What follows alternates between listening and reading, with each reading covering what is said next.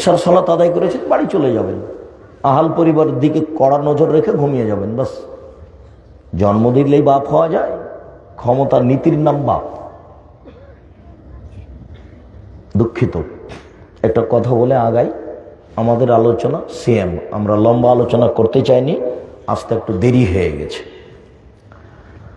তো দুইটা হাদিস মধ্যখানে বলে রাখি, একটা মায়ের জন্য, একটা বাপের জন্য। তো বাপের জন্য এটা আগে বলি।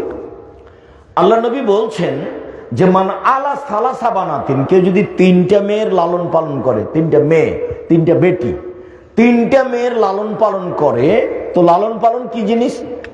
এক, আল্লাহ মাহুন্না, মেয়েকে বিদ্যা শিখিয়ে দিল। দুই, আদ্দা বাহুন্না, মেয়েকে শিষ্টাচার শিখিয়ে দিল। তিন, আহসানা ইলাইহিন্না, মেয়ের সাথে ভালো আচরণ করলো। তাহলে কুনাল্লাহু হিজাবান মিন নারি ইয়াউমাল কিয়ামা, বিচারের মাঠে মেয়ে তিনটি বাপকে জান্নাতে নিয়ে যাওয়ার জন্য জাহান্নাম থেকে অন্তরাল হয়ে যাবে। ওইদিকে জাহান্নাম, এইদিকে মেয়ের পিতে, মধ্যে মেয়েরা। আল্লাহকে বলবে আমার আব্বাকে আগে জান্নাতে দেন, তারপরে কোনো কথা। আমাদের বিষয় বুঝতে চাচ্ছি না, আমার আব্বাকে আগে জান্নাতে দিতে হবে, তারপরে কোনো কথা। মেয়েরা এমন ভাবে শক্ত হয়ে বেঁকে বসবে বিচারের মাঠে।